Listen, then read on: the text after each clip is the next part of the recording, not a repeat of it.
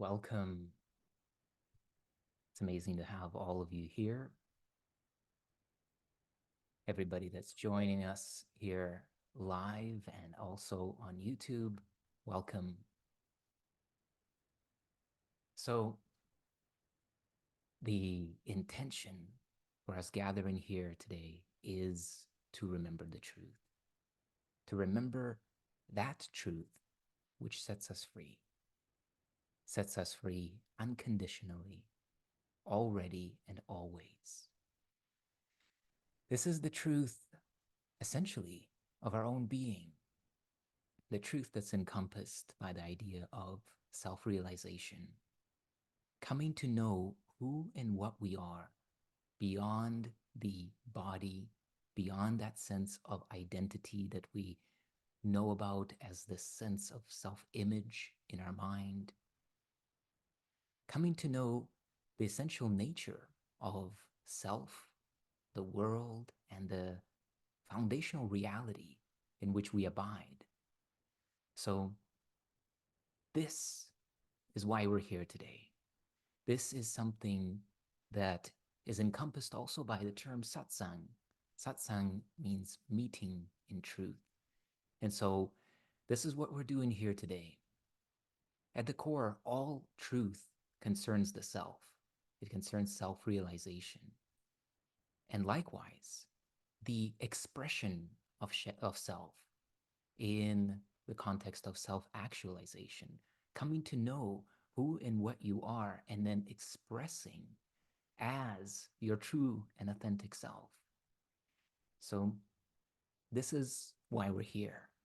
And if this is why you're here, then I want to invite you to take a moment to get rid of the distractions and really give this time with your own intent to your own awakening. Dedicate this time that you have to the awakening of the truth within you, so that this time can be a seed and a contribution to that embodiment, that realization of the truth that makes us unconditionally free. So, a couple of quick announcements. The opportunity for Q&A, of course, as we're hanging out, and if you have questions, please feel free to drop them in the chat, whether here on Zoom or even in the YouTube chat. And the opportunity for the Q&A will be at the end of our time here together, as well as the opportunity for group coaching. So if you are here on Zoom, then you're so welcome to participate. And if you want to be here on Zoom with us, but you're on YouTube, then there's a link on the YouTube live stream for you to join us here. So feel free to jump in. And one quick thing that I also got to do is give me one quick second here to just set up the Zoom.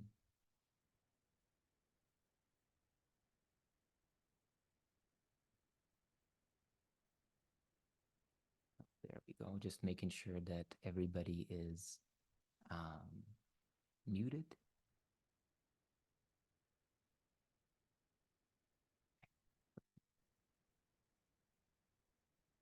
And there we go.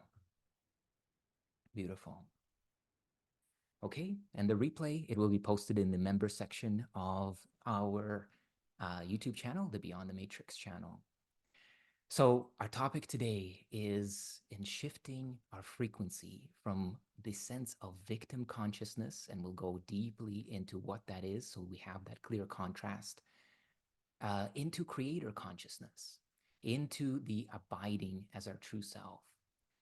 In essence, this is just another name for spiritual awakening, the process of moving from a world in which life seems to happen to you into an experience of life where you feel yourself intrinsically one with the flow, the energy, the expression of life, so that life appears in your subjective experience to be happening through you and as you. There is no obstacle, no barrier, no collision or resistance between you and what we call life.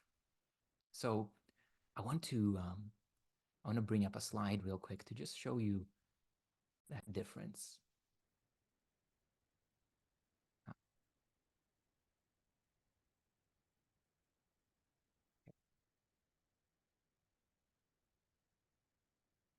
And I think you see it here. So, the clear contrast between victim consciousness and creator consciousness, this is where we really start to dive in and really feel the fabric. So I want you to, rather than taking this as an intellectual experience, really get a sense for where in your life this is a real, tangible experience. Because in essence, we operate on a spectrum between victim consciousness and creator consciousness. So to the degree that you experience the points that are here on this slide, which is that I feel that I'm separate from the rest of life, right? That sense, again, that I mentioned in the beginning, that life is happening around me and I'm this small, um, little self, right? Little body in a big world, and I have a lot of things to be concerned about and to compete with. So, life from this point of view is happening to me. I am at the mercy of the conditions and circumstances around me. From my point of view, in victim consciousness, blame and guilt are experienced as true, real, and verifiable objective realities. It is undeniable that this one is to blame for this thing. Oh, and this life that's happening to me, well, I'm not in control of it. Things are just happening, and I am doing my best to basically survive. So it is the fault of all of the happening and never my fault for the unfortunate situations and pain and suffering that I experience. And so, what I do with all that pain and suffering is I project it outward. And then I see it as the guilty ones all around me. I see it as the ones who deserve the blame. And of course, I experience the self as powerless. The self has no capacity to change this unfortunate circumstance that I find myself in. Whether that circumstance is as simple as like a parking ticket, or that you knocked your um, glass off the table and it's spilled on the floor, right? There's all kinds of things that the mind comes up when we are in victim consciousness to blame. Oh, this glass, oh, this like coaster, it's too slippery, or oh, like, why did I do this? And it's, we can even blame the self from the past. So we are powerless to do anything now, but it's like, oh, I should have known better. And then we start into that cycle of essentially self-attack. And self-attack is, well, a lot of what we touched on in the previous meeting that we had, where we saw that actually all attack is self-attack. And this is what the victim does not know. This is what that victim aspect within our mind is completely unaware of. But we'll discover here that transmutational alchemical power that we each have at the level of mind, at the level of consciousness, to take any one of these moments. Doesn't matter what's happening, doesn't matter how severe or how light the concern is. Of course, it's better to start with the light ones, just like going to the gym, right? You don't want to put on 500 pounds and try to bench that. You want to take your time. Same thing with any other activity or exercise or even meditation. It's important that we are aware of our own threshold and not to push that in a way that backfires on us. So when it comes to becoming aware of the victim consciousness within us, it is these particular signposts that we become sensitive to. The sense of blaming something, the sense of something is going wrong. What is that according to? It is according to the story, the narrative that we have within ourselves, within the mind, within the consciousness.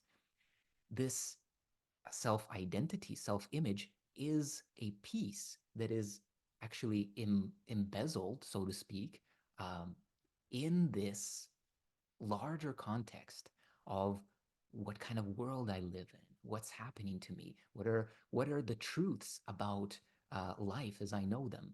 And from the victim perspective, all of those truths resolve around the idea that I have no power and no responsibility for what I am experiencing in life. So, from this point of view, the very best that somebody can do when life seems to be happening to them is survive. And so we're operating at that survival frequency, the very base root chakra frequency, where it's totally about competition. It's totally about attack and defense. It's totally about blame and shame and guilt. And it's a very, very limited existence. And in some area of our life, I would imagine that if you are here with me, then in some area of our lives, we are experiencing and creating this type of dynamic, a victim and villain or perpetrator dynamic, whether that be the weather, the government, demons, like whatever that otherness is. And I'm not saying that there is no issue with any of those in and of themselves. But here's the thing is that there is nothing in and of itself. Everything is so deeply and intrinsically one with this subjective perspective that you experience as self. So whatever you are conscious of is this subjective perspective. From the viewpoint of victim consciousness, it is impossible to shift this perspective. It is literally the way things are. It is the truth. And how can you change the truth? Of course you can't. It is reality with a capital R. How can you change that? So this is what we have to become quite aware of and quite sensitive to so that we can smell our own BS, right? We can actually pick up on these stories that the momentum of this egoic consciousness of separation, this matrix consciousness that, of course, we are plugged into. Otherwise, we wouldn't be here in states of suffering, right? This is where it all really boils down to. Do you suffer?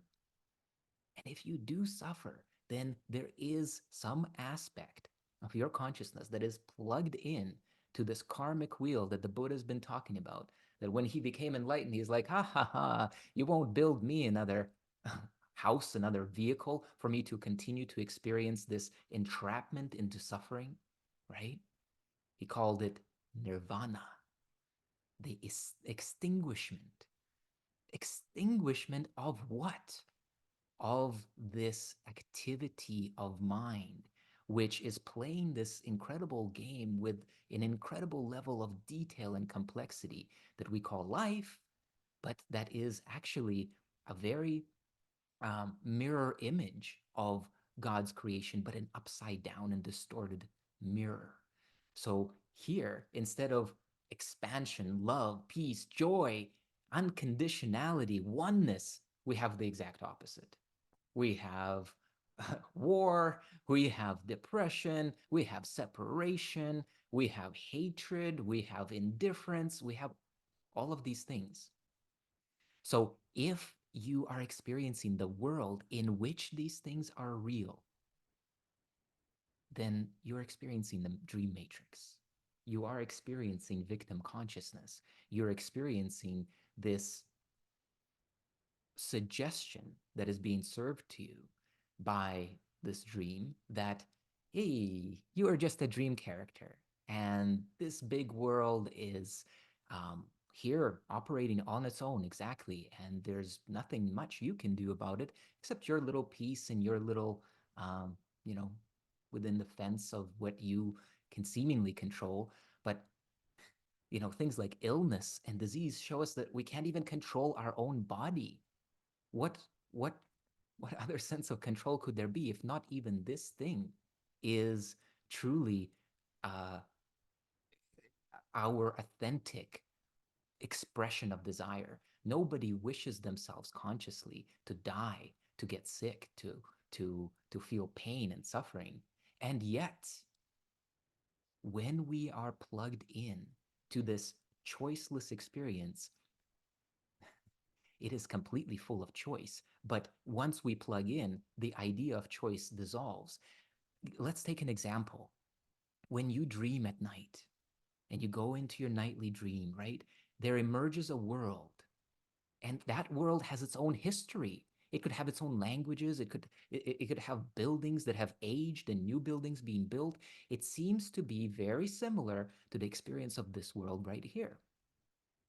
And yet, as you go and you interact with all of these landscapes and characters and situations, and then you wake up and then you realize that all of that entire world with all of its history and down to the last detail, even the little pebbles have little scratches on them as you pick them up. They are so perfectly real in their appearance.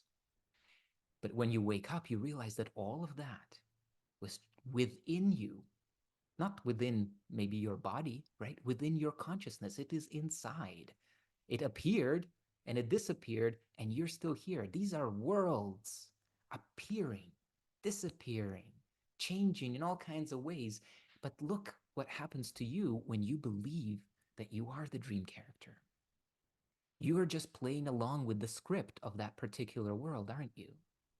Until and unless you become lucid, right? And they call that lucid dreaming. And when you become lucid, you realize that this is a dream. And you, just like Neo in the Matrix, you have all these bullets coming at you, and you're like, no thanks. No thanks. And how can you do that? The only way you can do that is that you realize that you are the dreamer of the dream. Hmm? And this is where we get into this shift into creator consciousness. So let's go back to the slide for a second. Take a look at this new slide. So in creator consciousness, the experience is completely different. Everything is one with you. It's like, it's just like the dream, but you are clearly aware of that. You're like, wow, yes, I feel it, I sense it. At the very least in the beginning. Of course, it's not the same experience as somebody might experience on psychedelics when it's like full-blown oneness. But nonetheless, there is a clear golden strand of this lucidity that enters into our awareness. And perhaps that golden little thread, it over time, as we continue to cultivate this consciousness. What does consciousness even really mean? It means to be conscious of. As long as you continue to place your attention on creatorship, on the truth within you, and who you really are, you are being conscious of this quality, this truth. You're placing your attention on it. How did you learn English? Hmm? You learned English by continuously placing your attention on this concept, on these different words, on all the code that is what the English language is, right? So through your continued attention, giving, pouring your attention into this idea of learning English as a baby or as an adult, it doesn't matter. But that's what you did. So that very same mechanism is what we will use to cultivate and expand this creator consciousness so that that little strand, that little thread becomes this open stream, the stream that continues to expand and bring us into this realization that life is not happening to me. Oh, wow, that was a crazy dream. Life is happening through me and as me. It's happening all around me, but it's uh, completely one with me. It's completely in synchrony. It is a reflection of my consciousness. I see it, I feel it, I see it playing out, right? And this idea of blame and guilt as uh, as objective experiences, wow, was I mistaken? Right? This is our realization as we start to come into this awareness. What could I possibly blame? Like, again, go back to the example in your dream at night. And we'll expand this because it's not only applicable to the dreams, as you'll see, but go back to that example. So let's say that something happened to you in a dream where somebody came up and just smacked you. Hmm? Did somebody ever even smack you? What happened is that just like when we were little babies, right? And we had these, uh, our kids, and we had these dolls or action figures, and we would create these scenes and plays, right? And maybe they'd be fighting. So this idea that here I am this superhero, and here's this other superhero, yeah, kaboom, right?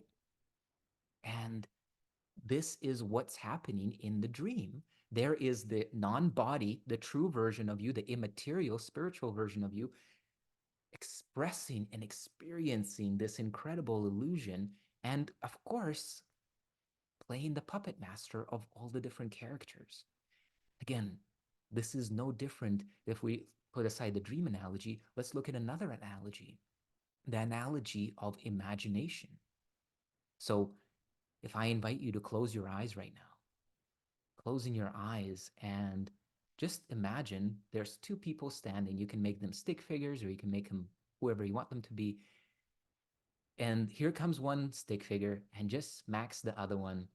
Boom. Who's to blame?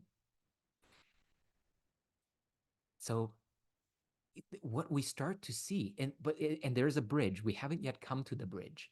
There's a very clear bridge, because you may say, yeah, okay, I get that, and that's okay, yeah, obviously, but I still have an abusive XYZ. I have this situation, that situation. Uh, that has nothing to do with me imagining hitting somebody, right? So here's the bridge. Here's what's really happening. Okay. Um, and let's just come back to the slide, because I want to make sure that the other points I also covered. So life is happening through me and as me. I feel myself intrinsically one with it. Blame and guilt are now experienced as completely subjective. Like if I ever blame somebody, I have a very clear sense that I'm delusional. Not always right away, right? But like that dawns on me. If I was like, oh yeah, that situation, that person, and then you're like, tap me on the shoulder and you say, hey, hello, Boris, are you like, why are you blaming them? Yeah, this is an experience that is unfolding in your mind. There's nobody to blame for it. I was like, oh my God, yeah, wow. I could still be quite upset and riled up, but I'll know, just like, like maybe you could feel in your heart of hearts that you would never, um, I don't know, like you would never kill somebody, right? You would never really want to hurt somebody. You could really feel that. In that same way, you get the sense of like, it's like impossible to blame. If I'm in my sane state of mind, it's impossible to blame. It's impossible to really see others as guilty. And the reason that it is impossible is, we'll come to that bridge, because I want to really make that bridge clear. But we begin to see, as other people are experiencing blame and guilt and things, we see them as chosen realities. We begin to see choice in everything. This is one signature of creator consciousness, is that we see choice as intrinsic to every moment of our experience. And may not be the kind of choice that you're thinking, because again, I know that there's some extreme examples, and we're going to touch on the extreme examples, because it's really important that we take this to the core, that we really see that there is no exceptions to this, but maybe not the way you think. And then the last point, we go from that sense of I'm powerless to not I am powerful, but we realize that I am the power and presence of God. There is no other power. I am that. I am one with that. That is the life force operating in, through, and as me. There is no other source, right? And so we get the sense that our identity is deeply rooted in the power and presence that is the infinite creator. And we'll talk more about this, because this really unfolds into depths with devotion and connection to the infinite creator. But here, for now, we're going to explore a more direct bridge, a more um, close bridge that's closer to us. So how can it be so that there are no exceptions to the idea that there's nobody to blame, that there's nobody uh, who who's guilty for situations that are unfolding in the world, right? So it's important that we don't misplace this. So let's talk about, first of all, the extremes, okay? Things like death, right? Things like oppression and all the things that we're hearing, right? Basically, the things that are happening in the world that you hear on the news all the time, like the thing that the world is broadcasting, the Matrix is broadcasting in every possible way that is available. And to the Matrix, every possible way is available because that's what this is. Um, so th- that experience, those moments unfolding, those are moments where there is literal damage to the body, right? Nobody likes damaged bodies. We are totally not talking about this experience where, oh yeah, it's totally okay and great. Nobody is to blame. Nobody's a victim. It's totally okay and great to hurt others, to steal, to rape, to kill, right? No, wrong. Um, the reason that it's wrong is because that's not where we are victimized. Think about another example. Like, let's put human beings aside. You're out in the jungle. You're walking through the jungle. You are an animal in an environment with other animals. And then like a jaguar comes and eats you. Okay. So are you a victim there? And is the jaguar, is that animal uh, your villain? Is that one to blame? Should that one feel guilty? Probably. I would assume that you feel like no. And why no? Why no is because we intrinsically know that the nature of these beasts, the nature of these animals, they have a certain nature, and we honor their nature. We don't take the the jaguar and start to pet it and start to say, oh, I mean, maybe you'll be just like my kitty, you know. But um, no, we don't do that because we know that their nature, even if they're trained, can come back up and eat us, right? So we're aware of that.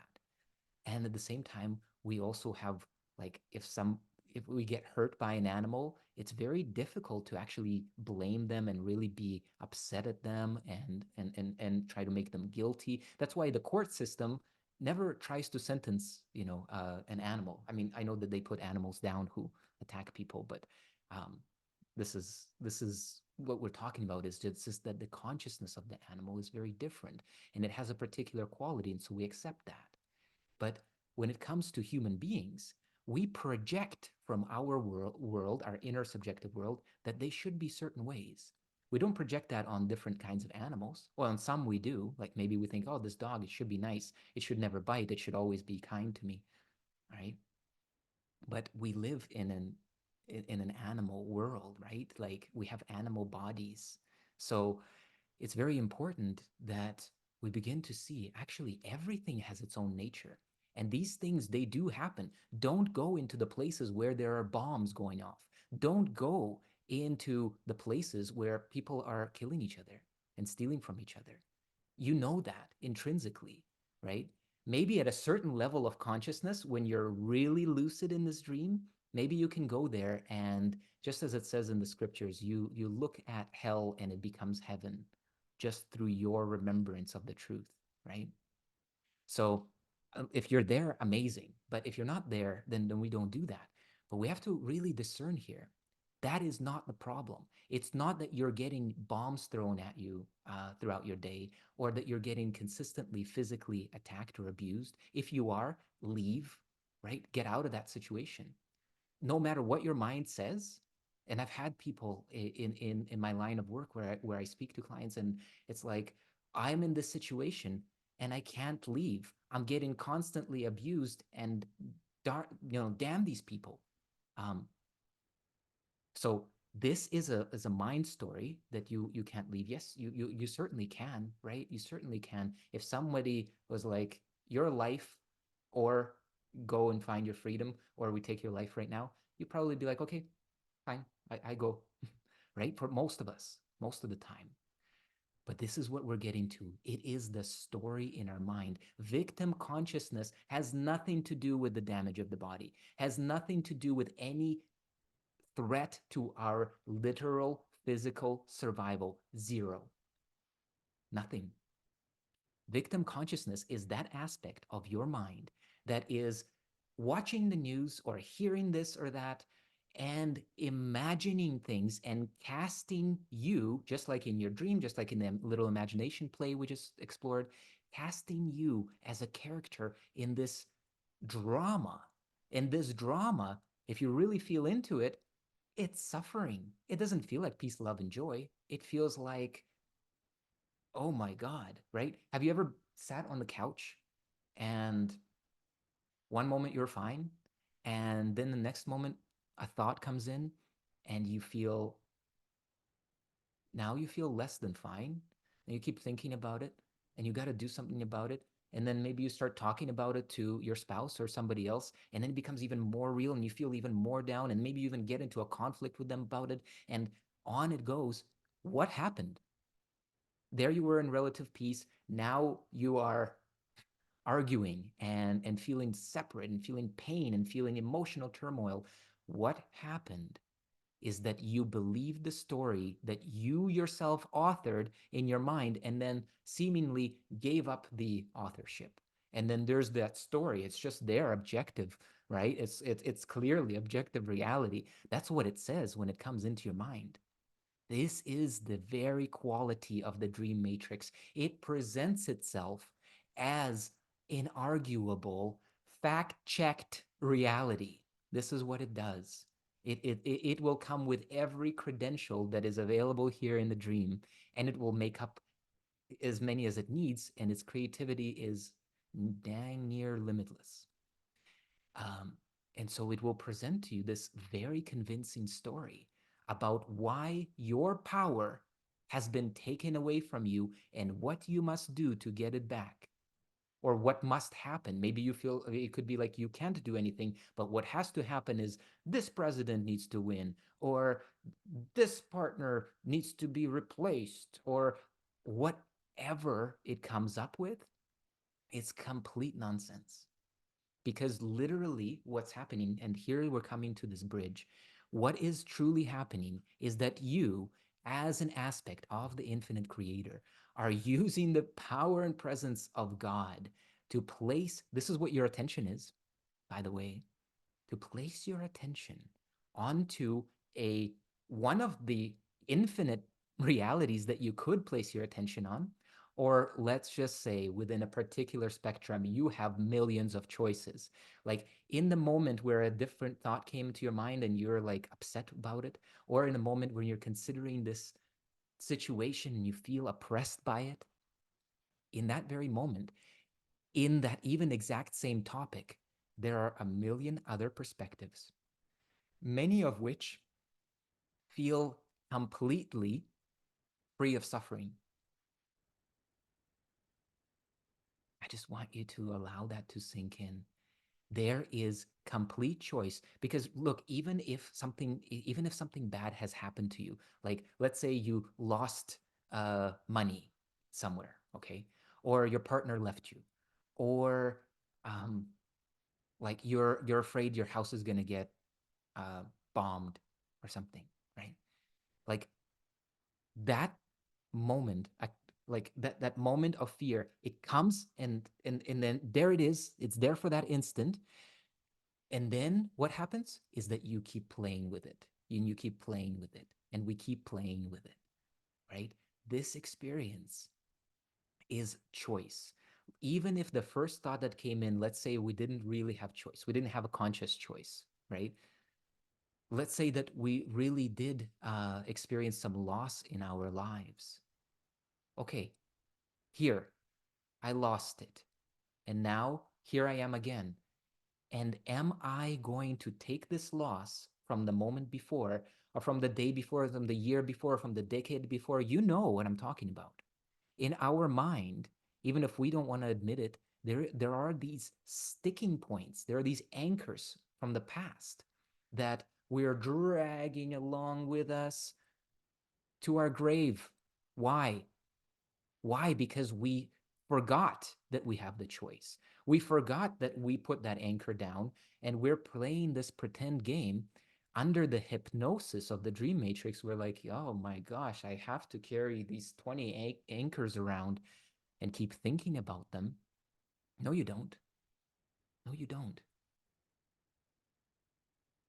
Unless you are in true physical danger, attend to that now if you are. If not, then you have this very instant an opportunity to experience a depth of peace, love, and joy that most of the world does not know even exists. And it's here. It's literally here where you are listening, where I'm speaking. We're both listening. and and for us to embrace this means that we go against the programming of the dream matrix. It means that we actively, in the moments where we are being sucked into suffering, we actively reclaim our power and redirect our attention. I want you to really hear this part.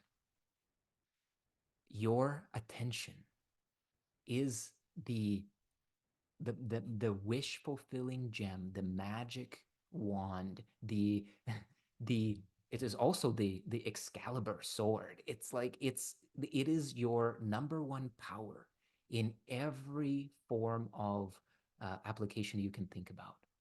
So whatever you place your attention on, you will have more of that in your life. This this is a fundamental law of life. This is a foundational reality. It is impossible that it will be any other way. Everything works according to this. I hope you can see that. So, like anything that you have right now in your life, any quality that you developed, anything, it required that you put your attention on it again and again and again, including even your own name. The reason why you know that is because your attention has been brought to it again and again and again. So this capacity for attention, where attention goes, the power and presence of God is being made manifest, but it can be made manifest in the forms of the dream matrix, right? This is the whole idea where our energy, our remember in the movie The Matrix, right? The human beings were the battery source. In reality, it's very similar to that. Maybe we're not in pods, maybe not our bodies are the power source, but our consciousness is. It is our consciousness, our emotion as well, our feeling, which is empowering this reality to blossom and to express the way that it does. And so when we put our attention on anything at all that brings up a sense of fear within us, we are literally in that very moment. It's almost like you are giving the donation, like a blood donation, like your literal life force. You're pouring that in to what? You're pouring that into the consciousness of fear, the consciousness. You see that there's two directions right here in this world. There's the service to self path, which is about dominion and control, and then there's the service to others path, which is about awakening and enlightenment and love and compassion and connection and the awareness of oneness. And so whatever you give your attention to, that thing is not only going to take your energy, um, because that's how it comes into fruition, even the thoughts, even the words, even the images in your mind, but then later the experiences. Um, Not only does it actually take your energy in this way, but also it grows in your experience. So it's like you're watering, let's say you have like 20 different flowers in front of you, but you only water like the two or three of them, right? Of course, what's going to happen? All the other ones are going to die out. And these two or three, they're going to blossom. They're going to get big. They're going to start to cover your perspective. right? So this is the incredible power and responsibility that you have. So how do we actually shift? Like, what is it that takes us from the experience of victimhood and illuminates this expansion, this connection, right? What it is your consistent dedication to simply taking your attention and moving it. Your path in life is to regain conscious control of your attention. When you have this, you are free because you know as well as I do that you want to give your attention to the things that are lovely, to the things that are beautiful, to the things that are of good rapport, right? It's inevitable. It's intrinsic to our true self, right? We want to create like our creator. We want to express love, right? Um, when we are not in this in this modified state of consciousness where we're plugged into the matrix and used as a battery, because at that point it seems to us, right? Remember those emotions, the negative emotions, even though you want to get out of them, what you are doing is you're placing your attention on them again and again and again and again and again and again and again and again. And what you're doing, of course, is you're growing and you're stirring that up and you're making it bigger and you're pouring your life force into it. You're becoming weaker. It's seemingly becoming stronger. It's your creation. But it now seems to overpower you. Where? Right here. Only here. Because guess what? Nothing else is happening. There's you are sitting here on the couch, you're hanging out here with me. Nothing is happening to us like 99% of the time. Maybe in the course of a day, maybe you have like an experience where somebody somehow you have something go wrong, like that's something that actually threatens your survival, but maybe even not. Like I think most days, most people who are, you know, here like us have the ability to be on the internet, have the ability to connect online, have access to information, have some kind of, you know, income, have food, have water. Um, we are okay. Like we are not in literal danger. Um, so in the course of our lives, when we are experiencing danger, that is like maybe a 1%. I don't know what the real percentage is, but it's the tiny fraction. And then after that, it's just our mind. It's the one kind of inception of like, oh, she looked at me wrong. And then I go in here, or that voice tone, and then I go in here, and then the train starts to chug along. The reason I keep on really circling and feeling these themes is because I really want to make it such a clear contrast. There is nothing to change but self. There is absolutely nothing to change except where you place your attention. And then all of that energy that is being fed into whatever contracts your body, which means that your body is experiencing fear, which means that it's listening to and responding to your mind, and that is what it actually is. It's an outpicturing of your mind. And so whatever you're doing in mind is terrorizing yourself. And then we come back to this awareness, right? That all attack is self-attack. Um, at least right now, let's say at the level of mind. Let's put physical experiences aside for a moment and just work with the inner world. Because if we can come to this depth of clarity simply in our inner world, that there is no one in here but me. There is nothing to fear in here but me. And those fearful things that I create in here are completely under my control. They're under my dominion. I have complete liberty within my own mind to think and imagine and give my attention to anything. So let's take a moment to practice this a little bit inwardly. Let's explore this in an experiential way so that we're not just talking, but we are beginning to live and breathe this reality. So what I'm going to do is I'm going to put on some background music.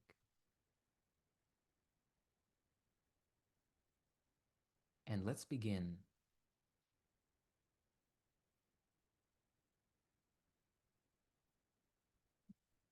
One more moment. Yeah, here we go.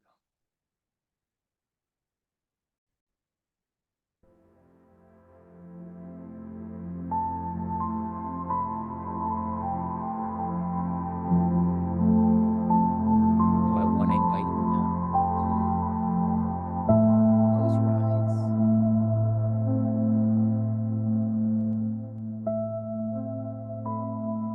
And just take a deep breath.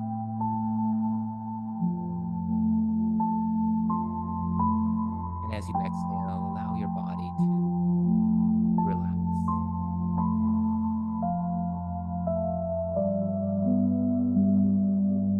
Also, if for whatever reason you can't hear me or something's up with the audio, please do let me know.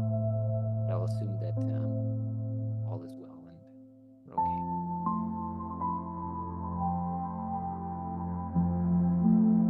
So, with your eyes closed,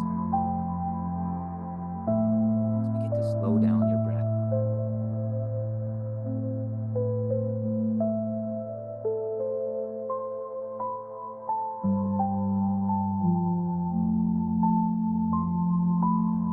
Begin to become aware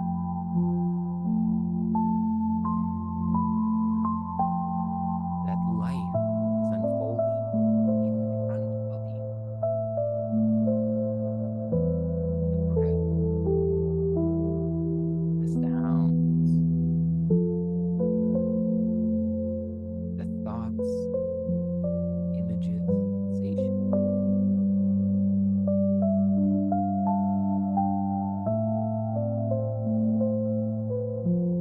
like an immersive movie, video game.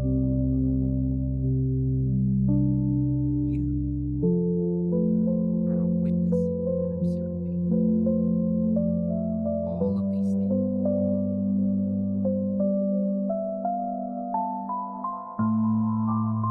No matter where you look to a thought or a sensation, you can say, is that me? This arm, is that me or is that just my arm? You get the sense, well, it's not me. What about this thought? Is that me? No, that's gone. Allow yourself now to zoom out. Just begin to notice that what you are is independent of anything that's unfolding here and now. All these things, they come and go. You alone remain. You've been here a whole lifetime as all the different things come and go. Kind of like driving in a car on the freeway or the countryside, and you're seeing all these things passing through, appearing in front of you, disappearing through them.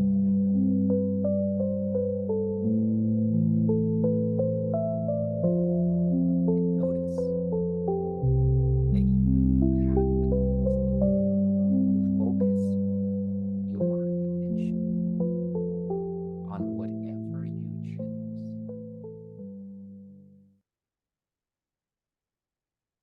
Even though there are even though there are many different things that may draw your attention due to the tendency and the attraction, I want you to begin to explore how, in truth, you can move your attention in any way that you like. So begin by just placing your attention in your right hand. You can even say to yourself, I'm going to place my attention in my right hand, and then do it. And then you say, there it is. I am aware of my right hand. Now I'm going to place my attention on my heart. Allow your attention to follow your will and confirm that it's doing so. Notice your attention on your heart.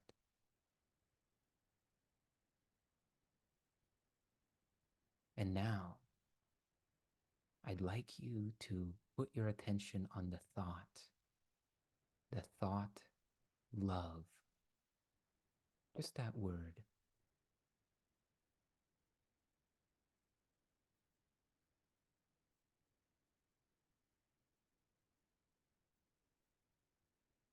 And now, put your attention on the idea of relaxation and notice how your body responds.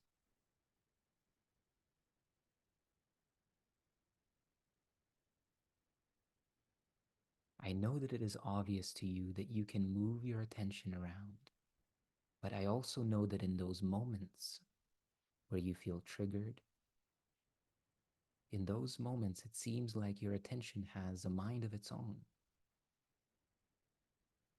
And that is why, in the art and practice of meditation, we learn to continuously wield our attention so that then even in those challenging times, we can direct our attention to the truth.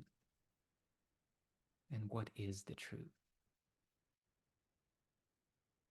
Let's experience it here together directly. The truth in this very moment. I want you to just check within yourself. Am I safe?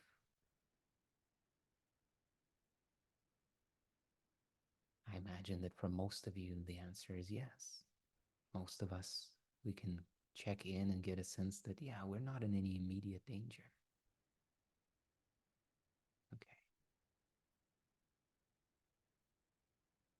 Do I have the permission to think any thought I want? Yeah. Yeah, I have permission. I'm not limited to what thought I can think. Nobody's watching me or judging me.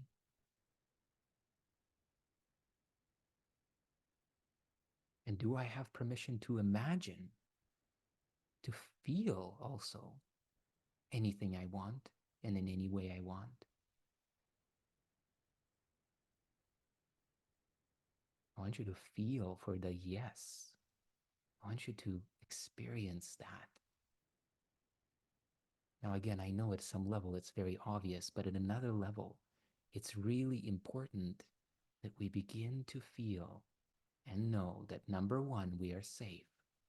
There is nothing to fear in this moment. Yeah. Maybe next moment somebody's gonna just bust through the door and try to take your things. But that's the next moment. Let's leave that aside.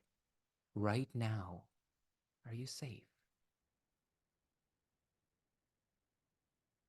This moment, this only moment that you ever get to experience, are you safe right now? Allow yourself to expand into this sense of safety. Really get clear that there is nothing to fear in this moment, and there is nothing to fear in your mind. Only the fearful images and thoughts that you author, that you accept, that you embrace, those are the only things that could ever evoke fear. Really feel that. and really feel that I am safe in here and I can have what I want in here. There's nothing stopping me from experiencing any spectrum of whatever is available to human consciousness. And again, really feel that. Really explore the edges. See if you can find any real obstacle. This, what we're doing here, is called contemplation. We are using the power of our attention and awareness to gain clarity about the true nature of reality and about the true workings of the mechanism of mind. So here we are, in the moment in which we always abide, this place that the Course in Miracles calls the holy instant, instant of remembrance, lucidity.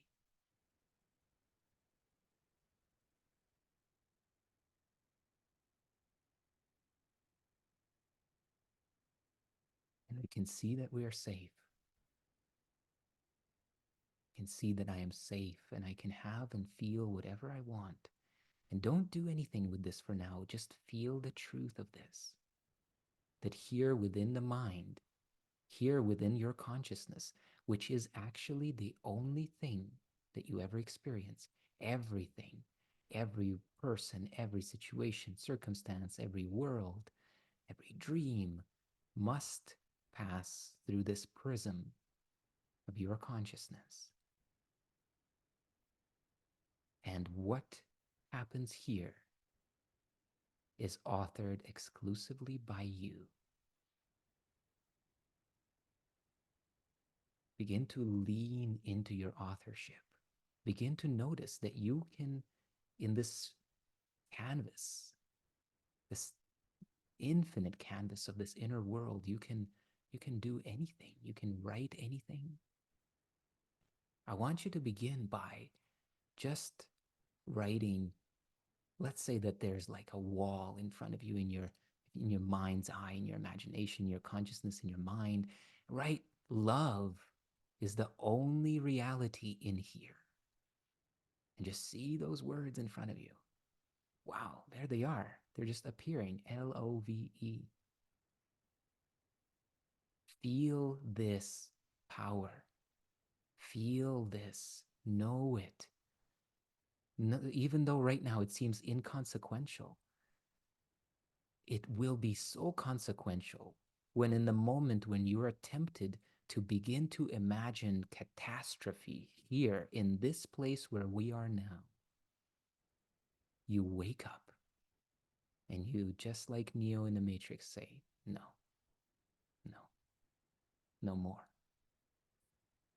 This mind, this place, this kingdom, I'm reclaiming it in the name of love. I'm reclaiming it in peace and in joy. There's no more self-attack here. That paradigm is gone, and those days are over. Feel your capacity to truly sit in the throne of this inner kingdom and own it as your own.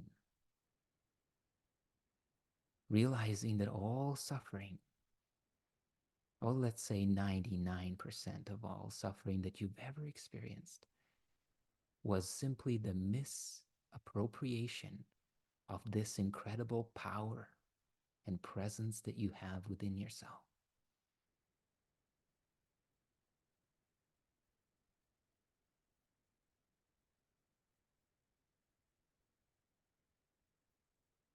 Just breathe and feel and smile at your inner world.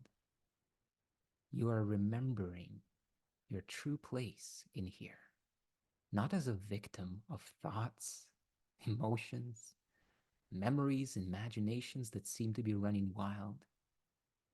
No, you are here as the author, as the creator and the sole creator within your mind. What happens here is what you desire. What does not occur is what you do not want to happen. Here is all of our power and all of our responsibility.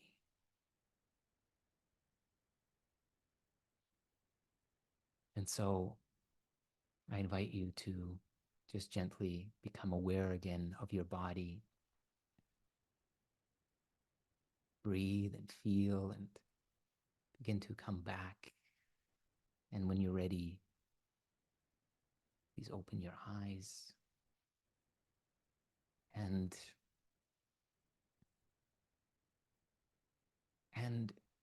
this experience that we just touched on, I want to invite you from my heart to yours to come and abide here daily, to come and remember. Forget for now about creating and manifesting and all of that. Even if all you do is you come and you just play in the mind like we've done now, you exercise your will, your power, your presence, your lucidity, and your true position in your mind, not as a victim or a beggar for things to be different, but as this loving, lucid presence, uh, inspired and moved by infinite intelligence, which all we'll get to that in our future conversations, because you can be alone in your mind, but there's a much greater opportunity to plug into not artificial intelligence, but something much, much, much more powerful, much more vast, much more alive, much more loving. So I want to thank you very much for being here, for investing your time and energy into your awakening, and thereby into the awakening of the world. So at this, I will end the live stream. So thank you to everybody on YouTube. And if you are here live and you're in the Zoom call, then I welcome you to, if you have any questions, if there's anything that I can be of service to you with, especially on this topic of shifting from victim consciousness to creator consciousness, I welcome you to just raise your hand and we can have a conversation.